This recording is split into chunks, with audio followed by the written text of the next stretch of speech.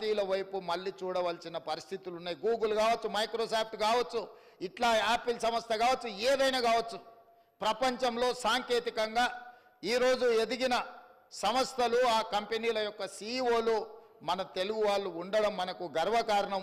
దీనికంతా కూడా ఆనాడు శ్రీ రాజీవ్ గాంధీ గారు ఈ దేశాన్ని కంప్యూటర్ యుగం వైపు మళ్లించడము, కంప్యూటర్ చదువుల ద్వారా ప్రపంచ పరిజ్ఞానం మన దగ్గరకు వచ్చి పరిపాలనలో పారదర్శకత తీసుకొచ్చి అవినీతిని నిర్మూలించడం ద్వారా ఉద్యోగ ఉపాధి అవకాశాలు కల్పించాలి అని చెప్పి వారు తీసుకున్న నిర్ణయాలే ఈరోజు ఈ దేశం కంప్యూటర్ యుగంలో ప్రపంచంతో పోటీ పడుతుంది.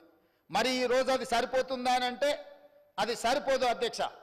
ఎందుకు అని అంటే ఈరోజు మనం చదువుకుంటున్న చదువులు ప్రపంచానికి, ప్రపంచంలో వస్తున్న మార్పులను మనం పూర్తిగా దృష్టిలో పెట్టుకోవాల్సిన అవసరం ఉన్నది.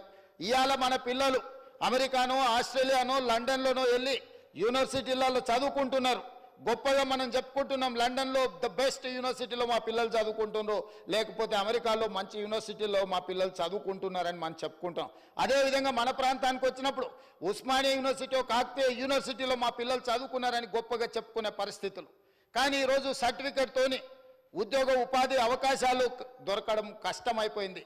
పోటీ ప్రపంచంలో సాంకేతిక నైపుణ్యాన్ని పెంచుకోవాల్సిన బాధ్యత ప్రతి యువకుడి మీద ప్రపంచంతో పోటీ పడవలసిన పరిస్థితులు వచ్చినాయి. కాబట్టి ఈరోజు అన్ని రకాలుగా ఆలోచన చేసి ఆనాడు శ్రీధర్ బాబు గారు, దామోదర్ రాజనరసింహ గారు మంత్రులు ఉన్నప్పుడు 2004 నుంచి 2014 వరకు తమరు కూడా మంత్రిగా ఉన్నప్పుడు తెలంగాణ రాష్ట్రంలో ప్రతి జిల్లాకు ఒక యూనివర్సిటీ ఇవ్వాలి అని Palamuru university, Mahatma Gandhi university, Satavahana university, నల్గొండలో, మహబూబ్ నగర్లో, కరీంనగర్లో, నిజామాబాద్లో రూరల్ ప్రాంతాలలో కూడా యూనివర్సిటీలను ప్రారంభించి పిల్లలు డాక్టర్లు, లాయర్లు, ఇంజనీర్లు కావడానికి అవసరమైన విద్యా ప్రమాణాలను పెంచడానికి ఆనాడు UPA 1, UPA 2 నిర్ణయాలు తీసుకున్నది అధ్యక్ష.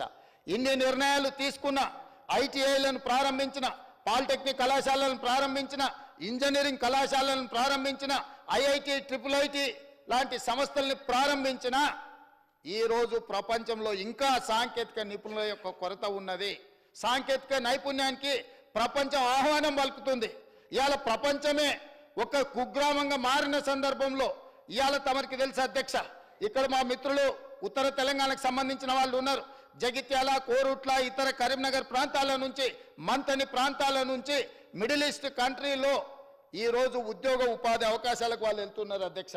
ఇవాళ వాళ్ళు అక్కడికి వెళ్ళి ఫిట్టర్ కావచ్చు, ఎలక్ట్రీషియన్ కావచ్చు, ప్లంబర్ కావచ్చు, నిర్మాణ రంగాల్లో పనులు కావచ్చు, AC రిపేర్లు కావచ్చు, డ్రైవర్లు కావచ్చు, ఇట్లాంటి సాంకేతిక నైపుణ్యం ఉంటే అక్కడ దళారుల చేతుల్లో చిక్కి మగ్గిపోయి జైళ్లలో కాలం గడపాల్సిన పరిస్థితి రాదు.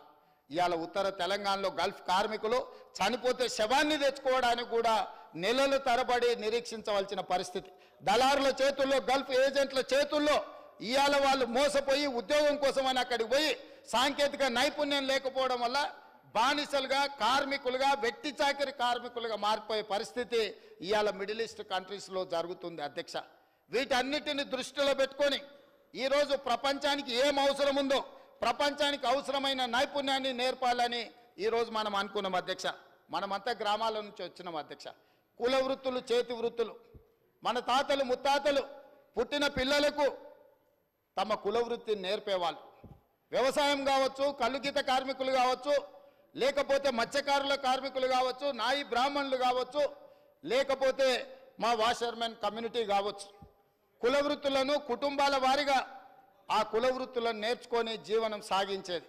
ఈరోజు ఆ కుల వృత్తులే నైపుణ్యాన్ని పెంచుకొని నాయి బ్రాహ్మణులకి ఈరోజు బ్యూటీ పార్లర్గా మారిపోయినాయి అధ్యక్ష.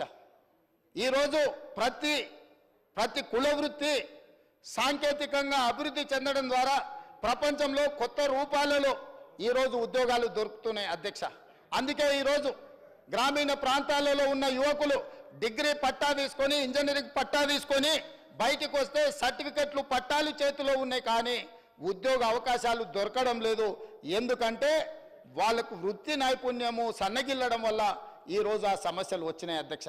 అందుకే ప్రపంచంలో జరుగుతున్న మార్పులను, ప్రపంచం యొక్క అవసరాలను దృష్టిలో పెట్టుకొని నేను, మా మంత్రివర్గ సహచరులు, మా అధికారులు ఆలోచన చేసి ఈరోజు ఈ దేశానికి ఆదర్శంగా నిలబడాలి, స్కిల్ యూనివర్సిటీని ప్రారంభించాలి. ఈ స్కిల్ యూనివర్సిటీలో అన్ని రకాల సంబంధించిన నైపుణ్యాలను వాళ్ళకు నేర్పాలని ఈరోజు మేము ఆలోచన చేసినాం అధ్యక్ష. ఎంత గొప్ప ఆలోచన అంటే ఈరోజు కేవలం డిగ్రీల కోసం చదువుల కోసం యూనివర్సిటీలు పనిచేయడం కాదు, నిరుద్యోగ యువకులకు ఉద్యోగ ఉపాధి అవకాశాల కోసము సాంకేతిక నైపుణ్యాన్ని నేర్పాలి అని చెప్పి ఈరోజు మా ప్రభుత్వం నిర్ణయం తీసుకున్నది అధ్యక్ష. అందుకే young India skills university Telangana అని ఈరోజు కొత్త యూనివర్సిటీ కోసం ఈ సభలో ప్రవేశపెట్టినాం. ఇంత గొప్ప ఆలోచనతోని తెలంగాణ ఉద్యమమే ఉద్యోగ సమస్య, తెలంగాణ విప్లవమే నిరుద్యోగ సమస్య. ఆనాడు 1969లో పాల్వంచలో ఒక చిన్న ఉద్యోగం కోసం జరిగిన పోరాటం అది పెద్దదై పెరిగి తెలంగాణ రాష్ట్రాన్ని సాధించింది. ఇవాళ తెలంగాణ రాష్ట్ర ఉద్యమమే నిరుద్యోగ సమస్య మీద, ఉద్యోగ అవకాశాల మీద నిర్మాణం జరిగింది అధ్యక్ష. అందుకే వీటన్నిటినీ దృష్టిలో పెట్టుకొని ప్రపంచంతో పోటీ పడే యంగ్ ఇండియా స్కిల్స్ యూనివర్సిటీ తెలంగాణని ఈరోజు మనం ప్రవేశపెట్టుకున్నాం అధ్యక్ష. యంగ్ ఇండియా అనే పేరు మహాత్మా గాంధీ గారు 1919 నుంచి 1931 వరకు జర్నల్ ఆయన ఒక పత్రికను నడిపినారు. స్వతంత్ర పోరాటంలో యంగ్ ఇండియా చాలా కీలకమైన పాత్ర పోషించింది.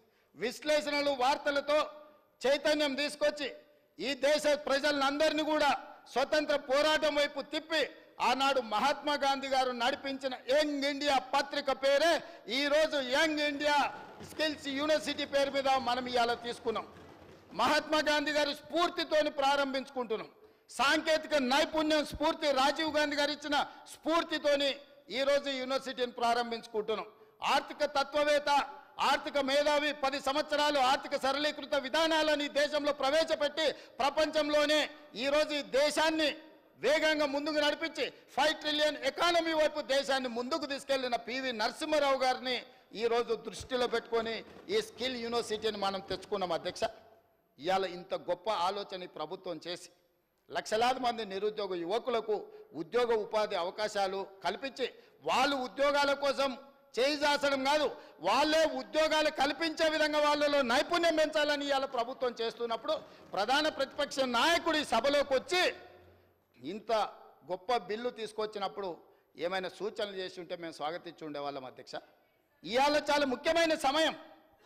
వారి అనుభవాన్ని రంగరించి వారి సూచనలు ఏమిచ్చినా మేము తీసుకోవడానికి సిద్ధంగా ఉన్నామని చెప్పినా కూడా వారి సభకు రాలేదు.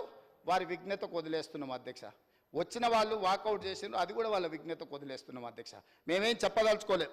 అయితే మిత్రుడు కొంతమంది సభ్యులు ఏం పెడుతుండ్రో మీరు ఫీజుకు సంబంధించిన వివరాలు పూర్తిగా ఇందులో పొందుపరచలేదు, ఏమేం కోర్సులు ఉన్నాయని చెప్పిండ్రు అధ్యక్ష. ఈ యంగ్ ఇండియా స్కిల్స్ యూనివర్సిటీ తెలంగాణలో దాదాపుగా 17 కోర్సులను మేము ప్రవేశపెట్టాలని నిర్ణయం తీసుకున్నాం అధ్యక్ష. ఈ 17 కోర్సులు కూడా ఉద్యోగ ఉపాధి అవకాశాలు కల్పిస్తాయి.